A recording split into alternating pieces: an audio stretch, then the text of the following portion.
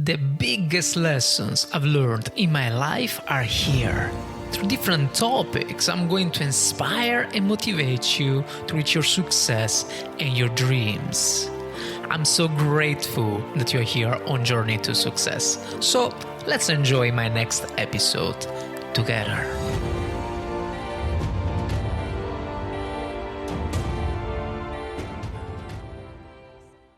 Hi guys, my name is Fabio from the Fabio Podcast, Journey to Success, and welcome. Today we're gonna talk about a new book.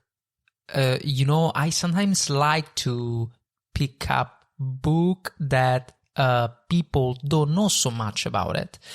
And I'm happy to see right now in story shots in the app, the app I'm using to read the summary, and I say thanks to them, of course, because this opportunity to read the summary from their writers. And I will say I see here that the book is not about something that we used to talk like law of attraction or power of thoughts, and I'm very happy about it because achieve success is not just about desire something, wish something, and then next day everything's gonna be on your table.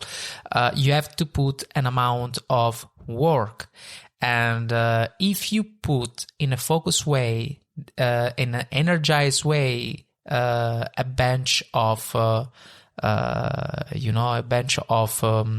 work during your journey, then you can achieve success. So it's not only, it's not only about law of attraction, or deep work, or consistency, or waking up in the morning to have more hours for yourself to achieve success. It's a combination of everything that leads you to reach your success, to reach your goal. So, introduction. Let's start.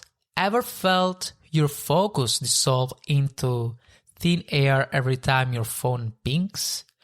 Struggle to hold on to a thought as your mind flutters from one distraction to the next?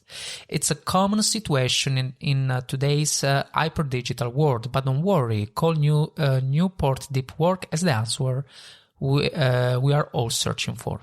In an era dominated by relentless social media and email notifications, achieving deep focus might seem like a lost cause.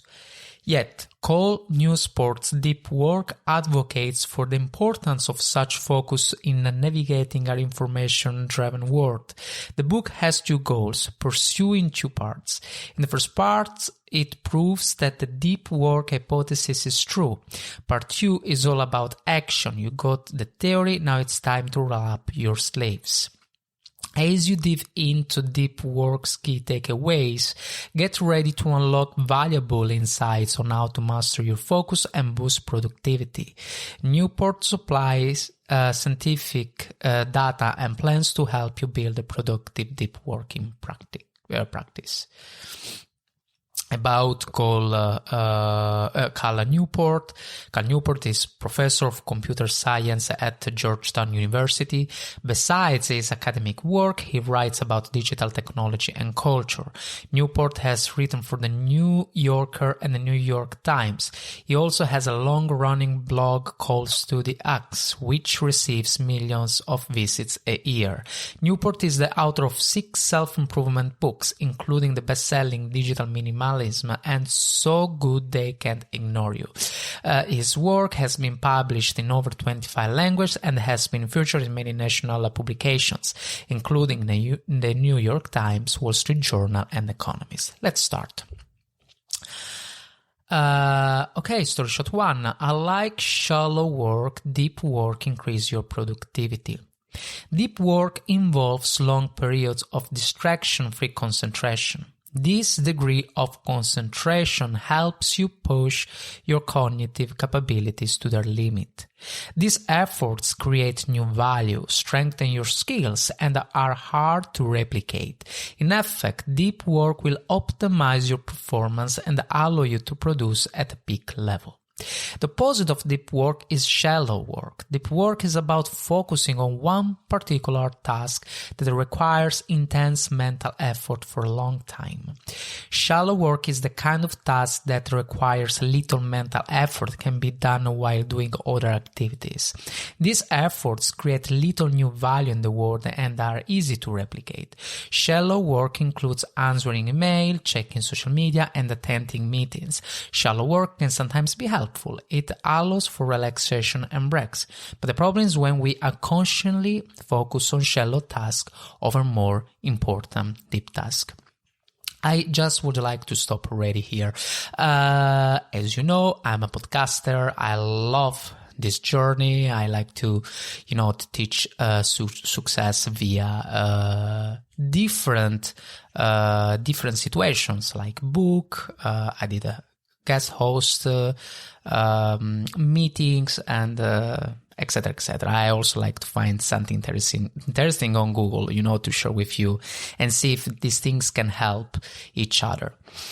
But before that, I used to do a lot of different things, and one of them, one that triggered me, was the forex trading. Now, the forex trading that I like to learn and that I got, let's say, kind of passionate about it, was more in a deep studying way. So understand the strategies, understand how works the risk, how works the stop loss, and how much can I risk to get profit in the most safe way. But maybe a couple of years ago, let's say up 5 years ago, maybe my mindset wasn't good enough to manage a certain amount of money. It didn't matter if it was a virtual money, so fake or real. It's, something very important in the trading is how psychologically you approach with the money management. That's very important. After years, I decided to take back. Okay, I decided to take back, and because during these years, I realized that my mindset and my money management changed a lot, of course, and because of experience, because of also external things that happen in my life. So I kind of abandoned it for years, but it was still in my brain, and now I took it back. But talking about what he says, shallow work, that's what I'm trying to do right now. So I really would like to be still focused with the podcast. The podcast is my thing, right? But I am also, just a small note, I believe that to achieve success, you have to be focused on one task, topic by topic. If you really would like to be, the leader of your environment, you have just to be focused on one thing. Once you optimize, once you are forward, once you have a certain balance, right? Then of course you can get passionate for something else, and then you can become a leader for something else. Just think about Arnold Schwarzenegger, right? I mean, first he was focused on bodybuilding, he became the best. Then was focused on investing, and he got success.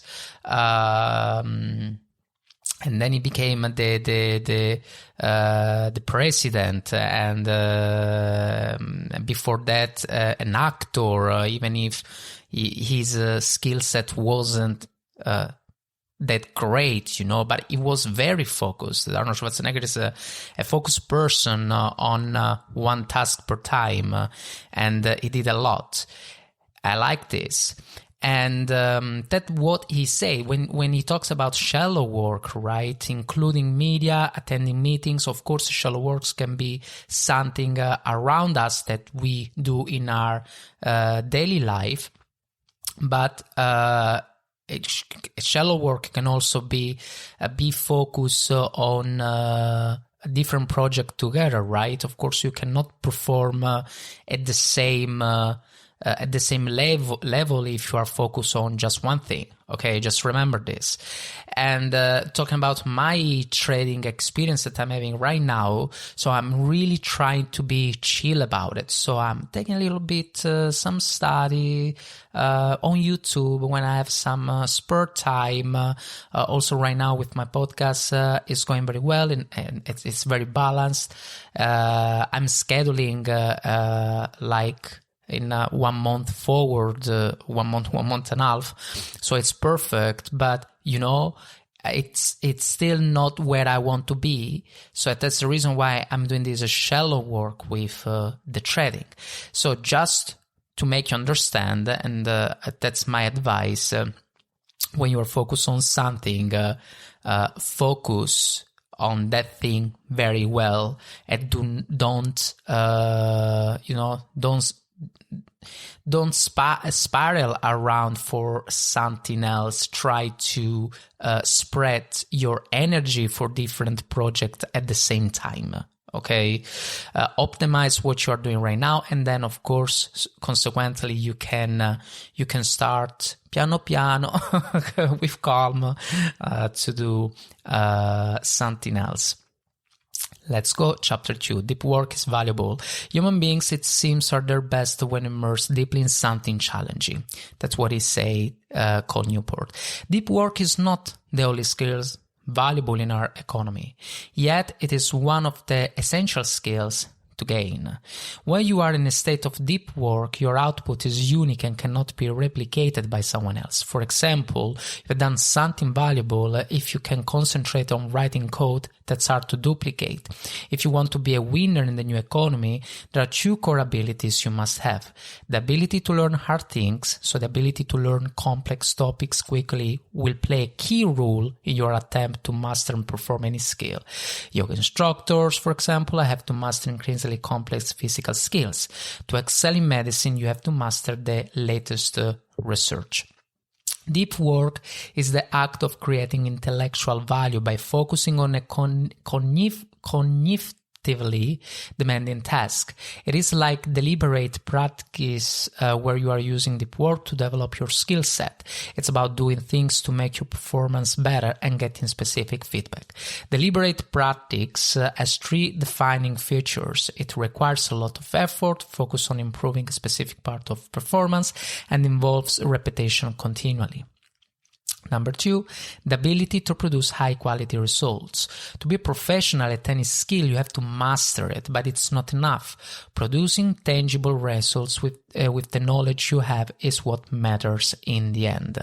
Newport's formula for producing top-notch work is high-quality work produce time spent per intensity of focus. So, high quality work produce the time that you spend for an intensity of focus.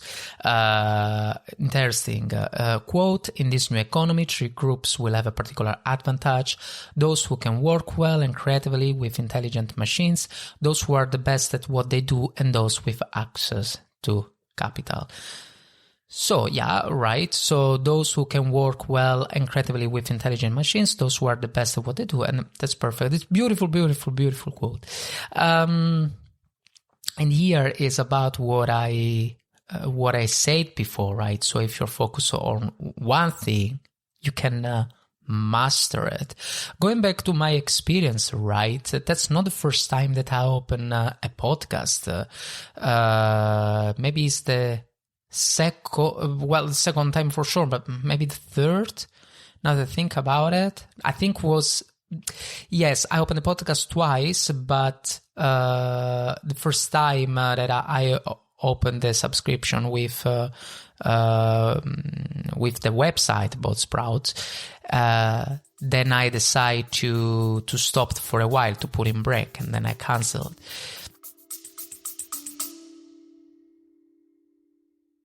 Before we go through, if you're enjoying this podcast, please consider taking just 3 seconds to share it with someone else. It is a small gesture that could make a big difference in someone's day. Now, sit back and enjoy the rest of the episode.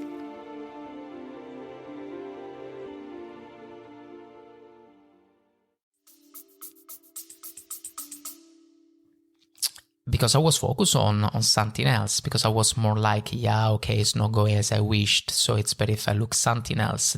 That kind of though, it's very bad. It's something that most of us have it when we try to achieve a certain goal, a certain success, and we start to be frustrating, right? The truth is that if you go forward, you can discover something that you would never discovered if you would have stopped. I don't know if you understood this with my broken English, but just go forward, because in this way you can discover something that you would never imagine if you stopped before, right? And and then you can master whatever you are doing to achieve success. Chapter 3: Deep work is rare. Being expected to read and respond quickly to email is an example of distracting behavior in the workplace. But is being constantly connected at the workplace particularly helpful? Harvard Business School professor Leslie Perlow found that professionals spend more than 20 hours a week monitoring emails. They believed it was necessary to answer an email within an hour of its arrival. This time spent checking email is a waste of potential time that you can apply to more crucial tasks instead. Ultimately, a tendency to check our emails reduces our well-being and productivity, but we don't need this culture of connectivity in the workplace. Workplace behavior and culture can encourage unproductive activities like constant monitoring of emails. Newport describes 3 main mindsets that have pushed businesses away from deep work. The principle of least resistance. When we don't get feedback on the impact of different behaviors, we'll do what's easiest. So when we don't get feedback on the impact of different behaviors, we'll do what's easiest. Like, wow, I'm anticipating these things. I'm actually happy about it. We are on a good track.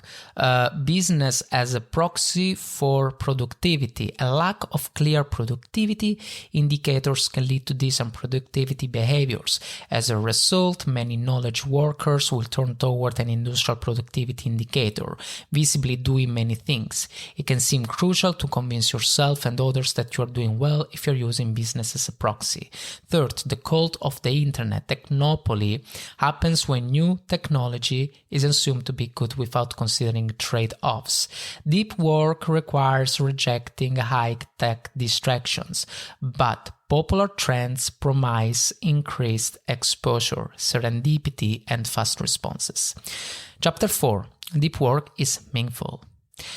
What we pay attention to shapes our world. So consider the type of mental world constructed when you dedicate significant time to deep endeavors. Suppose you can cultivate deep focus at your work. In that case, this will prevent you from noticing the many smaller, less pleasant tasks that unavoidably populate your life. Jobs are actually easier to enjoy than your free time. Newport points out that jobs have built-in goals, feedback rules, and challenges, just like flow activities. Each of these features encourages you to become involved in your work, concentrate, and lose yourself in the moment. Free time, in contrast, is unstructured. Free time requires much greater effort to be enjoyable. Embracing deep work in your career and directing towards cultivating your skills will need effort. It's a great way to turn work tasks from drudgery into something fun. Newport described this transformation as a portal to a world full of shining, wondrous experiences. The deep work hypothesis, that's a quote. The ability to perform deep work is becoming increasingly rare. At exactly the same time, it is becoming increasingly valuable in our economy. As a consequence, the few who cultivate this skill and then make it the core of their working life will thrive. Cal Newport. Anyway, this is very interesting because it is true, honestly. So I'm a goal-oriented person, and going back again to what I'm doing right now with the forex, right? I mean, I could rest. I could. I don't know, I could easily say, you know what, with the podcast, I'm happy, I'm doing good. Let's rest. Let's do, one of my patients is to play with the PlayStation. I could have more time in this way to dedicate something in a chilly way. But I don't. It looks like that my brain, or whatever is in this case, it looks like get more positive vibe, energy, adrenaline to achieve something else. It looks like it's easier than do nothing.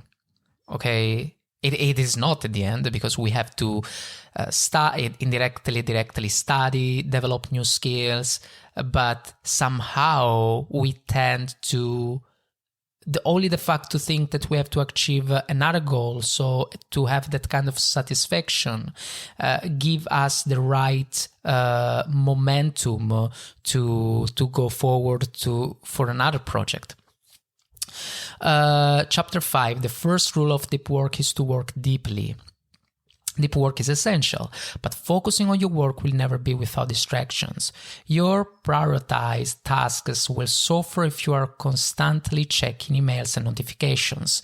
Of course, it's email and notification. We're talking about this new era, guys, about not even Facebook anymore, let's say Instagram, TikTok, and so on.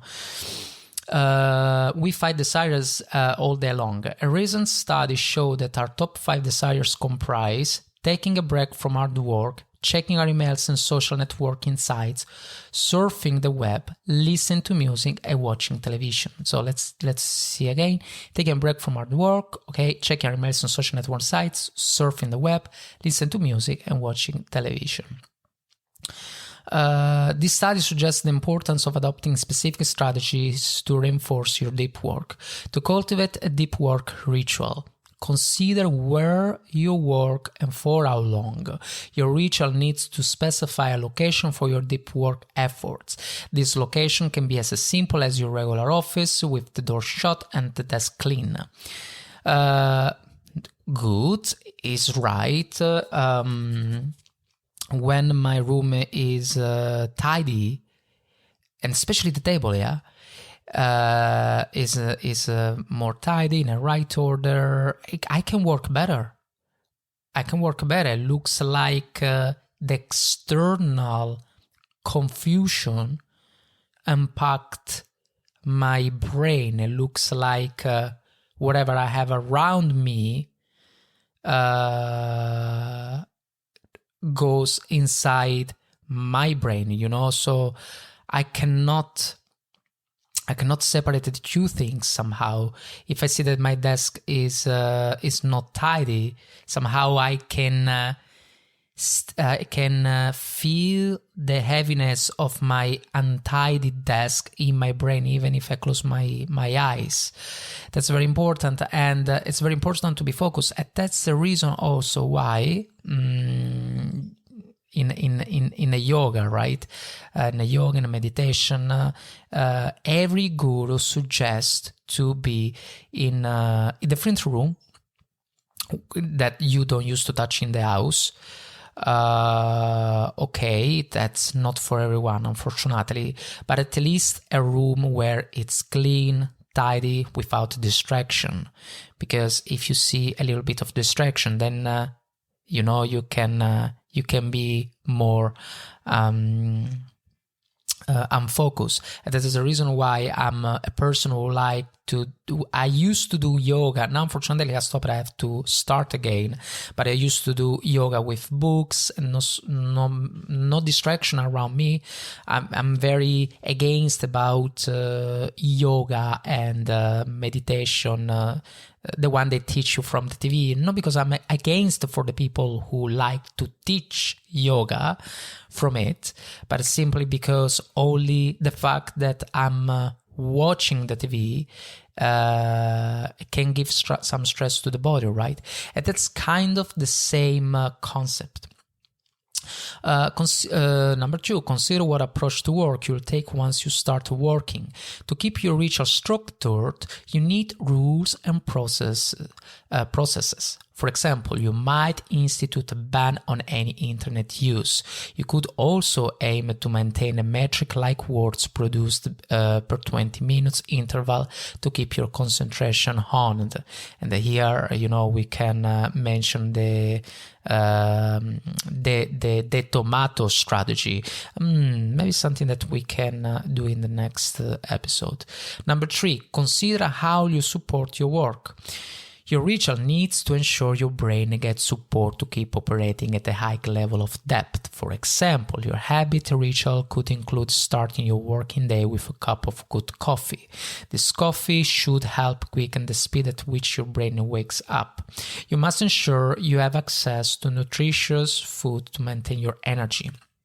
Finally, consider integrating light exercise, such as walking, into your working routine. Exercise can help keep your mind clear. So another quote, to learn hard things quickly, you must focus intensely without distraction. Decide on your depth philosophy. You need your own philosophy work integrating deep work into your professional life. Let's explore 4 unique strategies for deep work. Monastic philosophy. Imagine shutting out distractions. No social media pings or unnecessary meetings. Just you, your workspace, and your task. That's how some academics, writers, and self-managed individuals make magic happen. By minimizing shallow obligations, they create a sanctuary for uninterrupted high concentration work. And something that I really would like to mention, this era where we live is so much full of distraction. Even if we have the potential to live up a medium average of 80 years old, 83, we still don't achieve whatever we want to do in our life. That's so unbelievable. I mean, if you think about all the leader before us, right? I'm talking about 100 years ago, right? But no, even we have not to go so much far anyway, or even if we can go up to Alexander Magnum, you know what I mean? I don't know. People used to achieve so many great things in around 10, 15 years of their life. And that's crazy. And the reason is because there were not so many distractions around them. And I mean, now we are so distracted about it, right? We used to say this phrase, also myself, I have no time, but okay, sometimes it's justified that we don't have time, but it's not always like that, even if we think it's like that. And when happens, it's just because maybe we have been too much distracted with Instagram, scrolling down for 1 hour, and we don't realize that was 1 hour and not 5 minutes. And maybe after Instagram, and maybe we go to YouTube, and then we go to watch some the longest TV show ever, and whatever, like, of course we have a lot of distraction around us. We have no to feel guilty about it if we enjoy, I'm not that tough. I'm not that strong maybe with myself I am, I don't know. But I mean, I'm not that strong with the people who like to enjoy the life in that way, if they like to enjoy. But please realize just that this distraction puts you out from a focus situation for something that you can realize, that you could realize in the fastest way, but you can't. You can't just because you have too many distractions around you, right? So, number 2, bimodal philosophy. Picture your week split into 2 distinct halves. One part is for deep, immersive work. The other half is for everything else. You may reserve Monday through Wednesday for focused tasks and let the rest of the week handle other responsibilities. Number 3, rhythmic philosophy. This approach turns deep work into regular unbroken habit. You aim to tackle the task every single day, creating a rhythm that becomes second nature. It's like brushing your teeth. Instead of fighting cavities, you are cultivating consistency and progress. Something that I'm doing right now, I am waking up early, around 6 o'clock. It doesn't matter what I have to do. Doesn't matter if I achieve most of the things that I had to do. I realize that there is always something that I can do. And if I wake up at 6 o'clock, this help me better, to master everything that I have in my brain. It can be also just, let's say take off the plates from the dishwasher, right? From the dishwashing machine. I mean, if you do that in an early morning, then looks like you truly have a lot of time in front of you, and then you can really enjoy your time with the distraction that you want to have around your life. Number 4, journalistic philosophy. Here, you slot in deep work whenever your schedule allows, but this method demands a high level of mental discipline to switch between modes. For the disciplined mind, the switching from shallow to deep mode is an effective tool, although it is not recommended for beginners. Okay, that's what I'm trying to say. It's okay, in his opinion, it's not recommended for beginners, but you can decide or switch. So be focused on something, and then once you did whatever you had to do to achieve a certain goal, then you can, let's say, enjoy your life and use distractions, things around your life. In his opinion, it's not recommended for beginners. Okay, I guess simply because to be consistently focused on a certain thing maybe can request a lot of energy, and maybe after a while you can break, in his opinion. I think the truth is a little bit deep. It depends what you do. It depends what you like. If you're focused on something that you really enjoy, you really like, it doesn't matter. These things give you energy.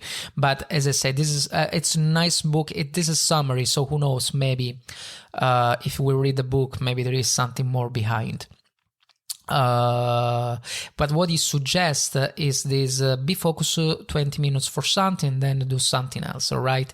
I think he didn't mention, but it looks like the tomato, as I mentioned before, looks like the tomato thing, right? I mean, be focused for 20 minutes, and I think 10 minutes break or something like that. I have to try out. I have to say, I like the strategy. I know it works. My fiance, you use it a lot of times, but I'm more a person like to be focused prior, whatever I have to do, even if this make me look like I am stronger or tough from from my environment side. But for me, it works better. But as I say, this strategy, to be focused on 20 minutes and then have some 10 minutes break, I'll work for a lot of people. And I suggest also for you. So just try out. I have to say, I think I try out something like that, the tomato strategy, yes or not. Maybe I have the feeling I did maybe a couple of times, but I don't know. I have to experiment again. Who knows, maybe I discover something that can help you, to achieve my goal. I never say no. Chapter 6, to work deeply, you must separate life and work. You should also inject regular and substantial freedom from professional concerns into your day. For example, try to avoid worrying about work matters when you are not working. These worries will ruin your well-being and only hinder your working hours. When you return to work, you will feel tired and stressed. By providing yourself with idleness during your no-work hours, you can get more work done. At the end of the workday, shut down your consideration of work issue until the following day. Yeah, it's easy to talk. I mean, it's hard. So, it depends your behavior, right? So you should never check your emails after your dinner. Also, you should not reply work conversations or plan for your upcoming working week. Shut down completely and enjoy your relaxation time. Downtime and having clear endpoint to your work day can significantly improve your work performance in 3 ways. Number 1, downtime facilitates insights. Studies show that unconscious mind is better at solving complex problems than the conscious mind. The implication is that if you let your conscious brain rest, you empower your unconscious mind to sort through your most complex professional problems. Number 2, downtime helps recharge the energy needed to work deeply. Spending time in nature or looking at nature scenes helps people concentrate. It's true, you can restore your ability to focus your attention if you give the activity a break. Just a small note, I don't remember where I read, but they advise, to have a picture frame of nature thing on your wall, especially if you live in a busy environment around you, especially if your house is full of triggers like building and cars. So as something that I read already. Number 3, the work that even in downtime replaces rarely matters much. You are limited in the amount of deep work you can do per day, it's true.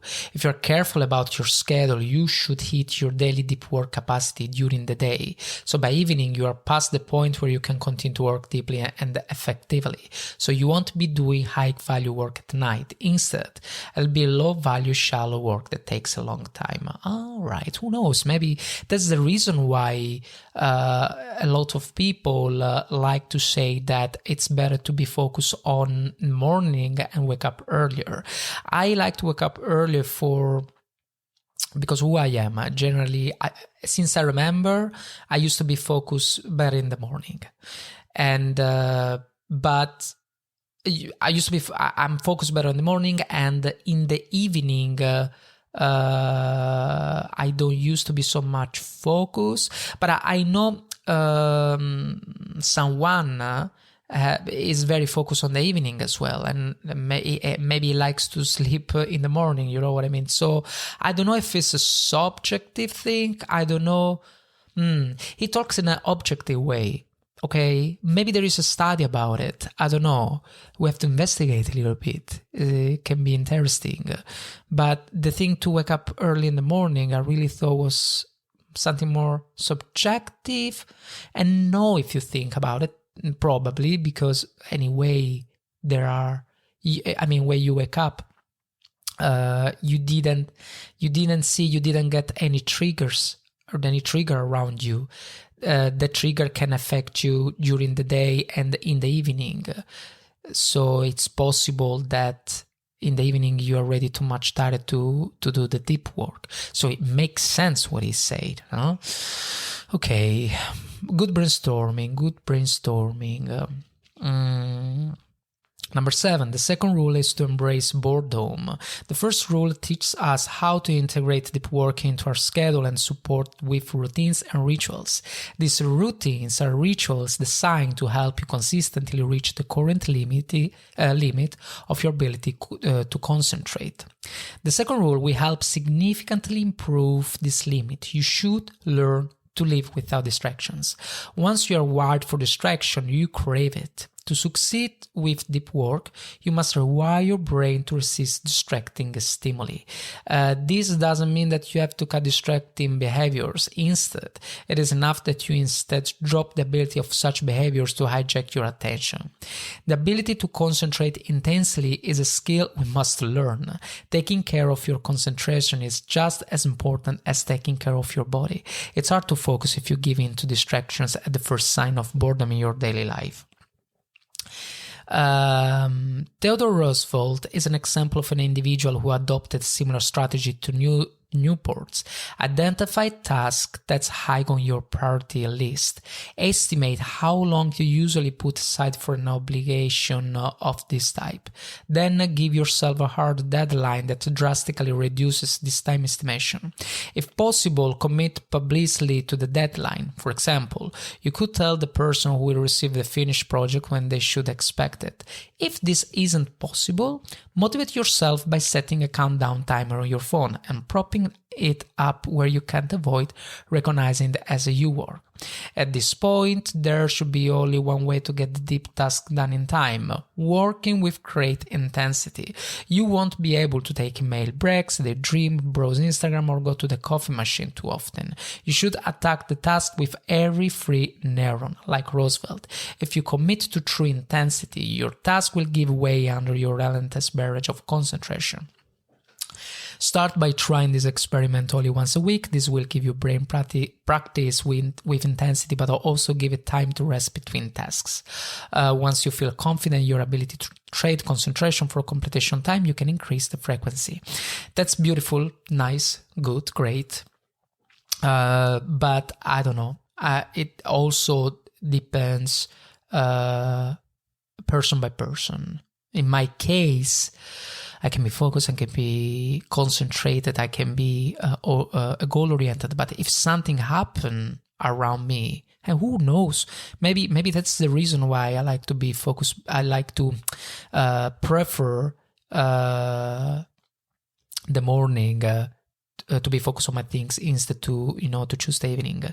So if something happens around me, I can shut down. I cannot be focused to do anything else. I'm gonna make an example to you. Before, I think it happened yesterday, right?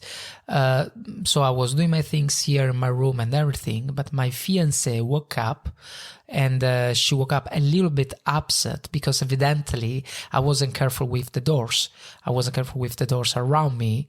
In her opinion, I wasn't so much careful, but I justify myself because the house, well, we're living in a new house now, and of course we are both of us a little bit clumsy. It's normal to before to achieve a proper balance.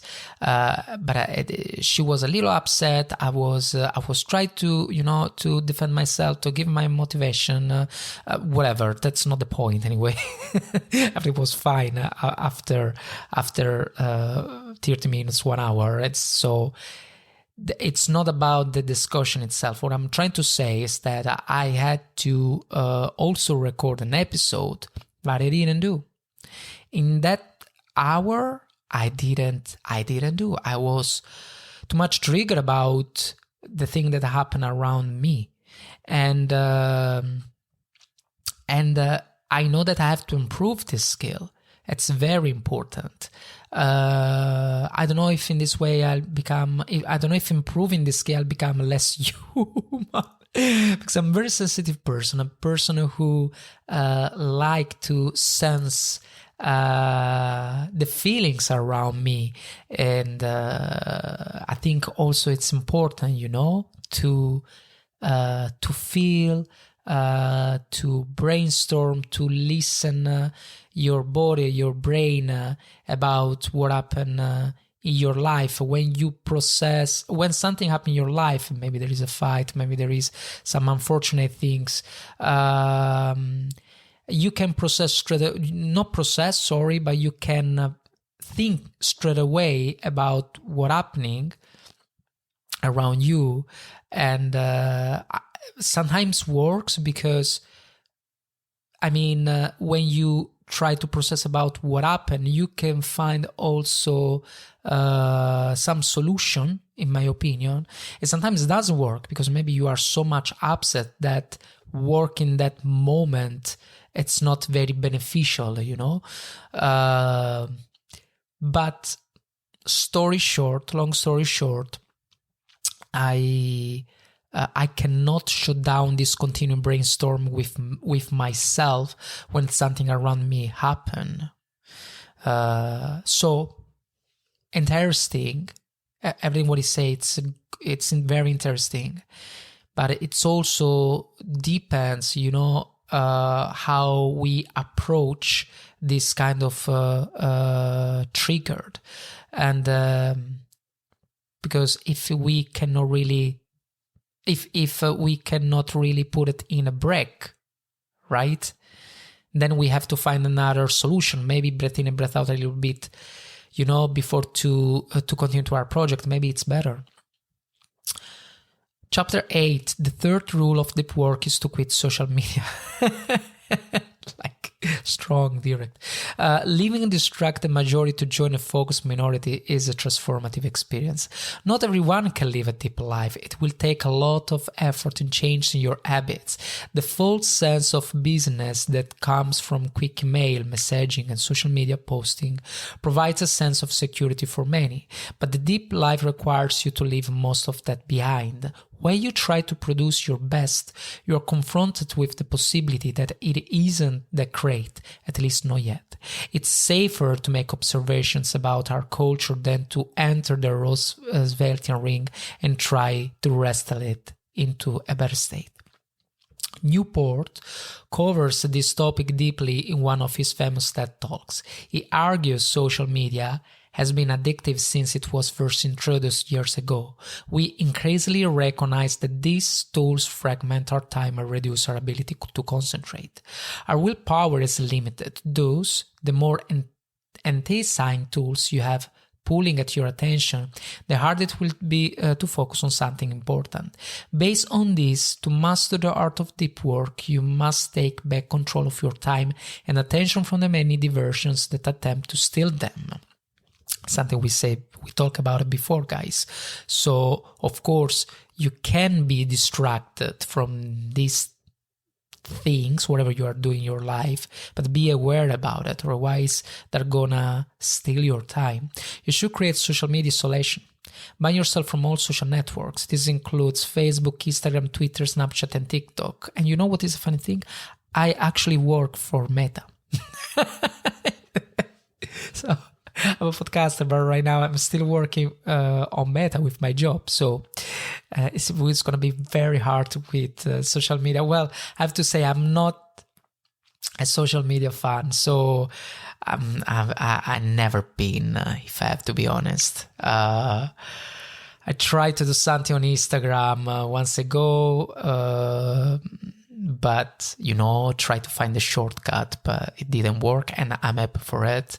I tried to be a lot on Facebook to build some community for an affiliate marketing some time ago, something that fortunately didn't work. I say didn't work because shortcuts are never good, guys. If you find a shortcut, then you will never learn.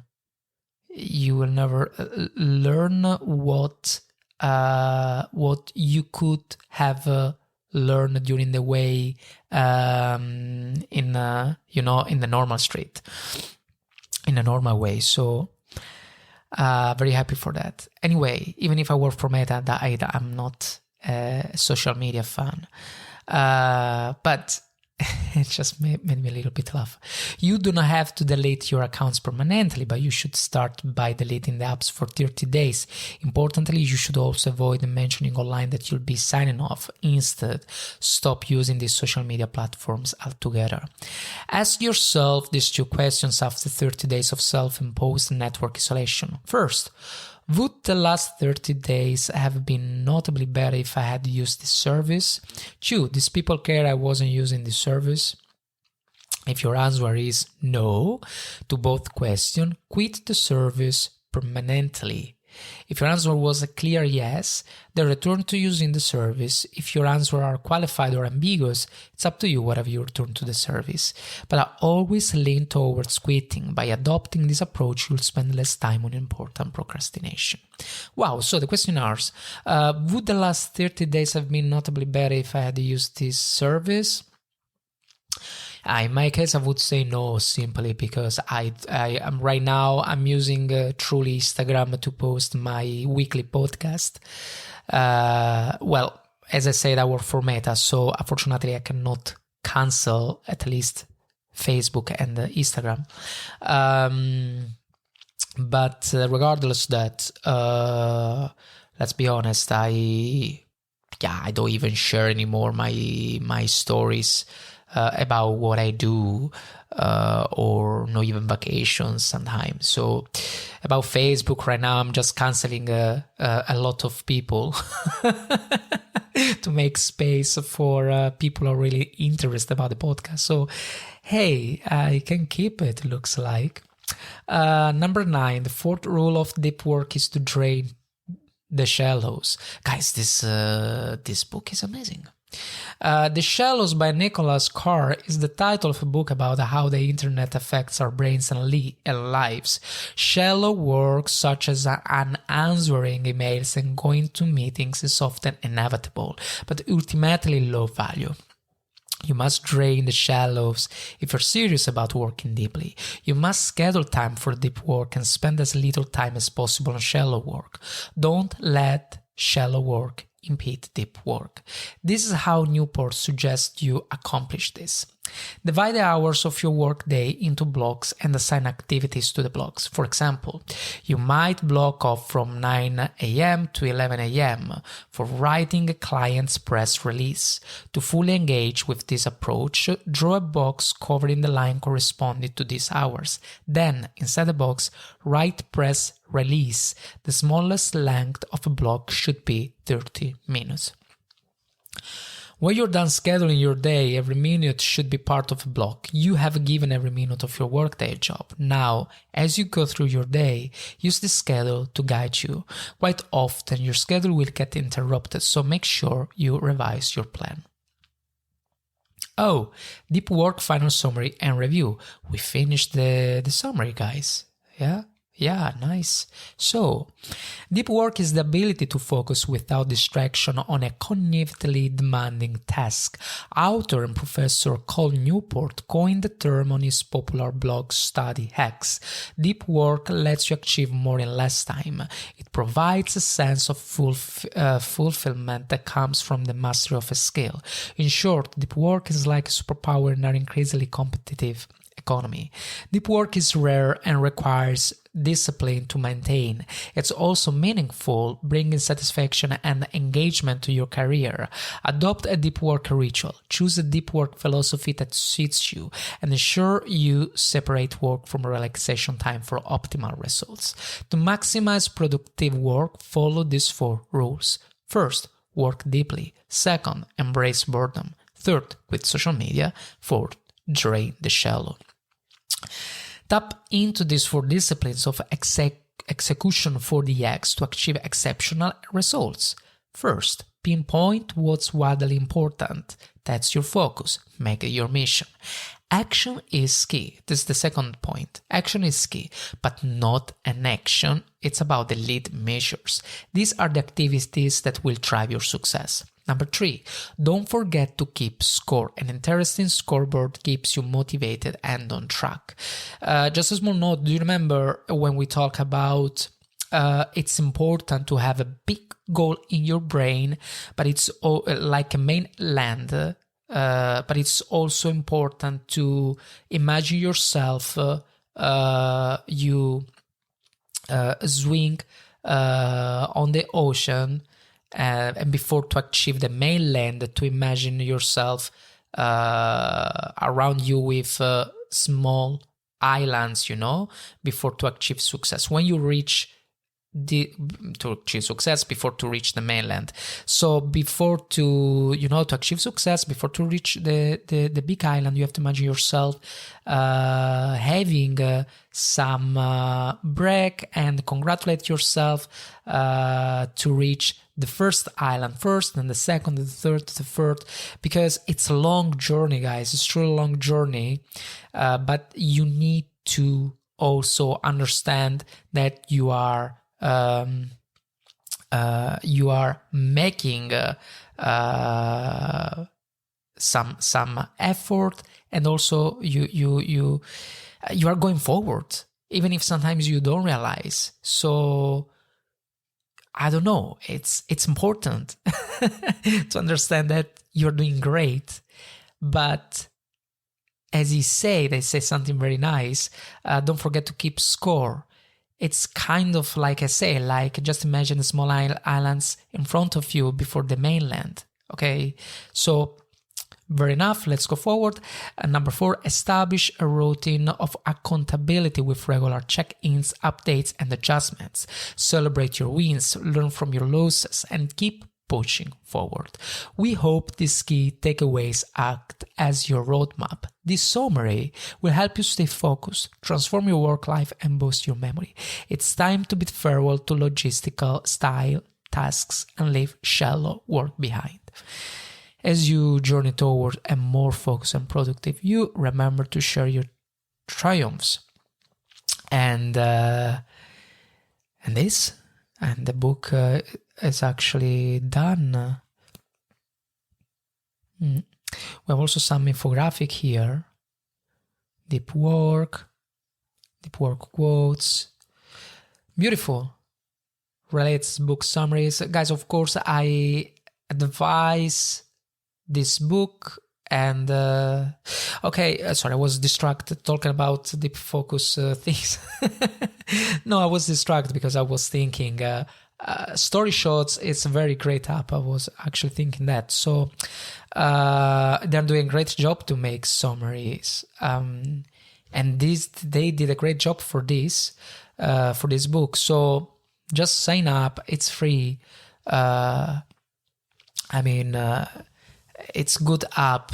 Of course, if you like, to not have ads, to have more advantage, then there is something to pay, like €3-4 per month, something like that, or €60 as a lifetime subscription. Very great.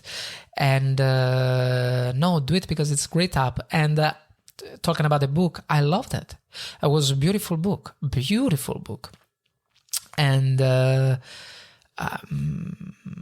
don't know, it made a lot of sense also about what we used to say in this podcast. Yes, dream is important. Yes, imagine yourself,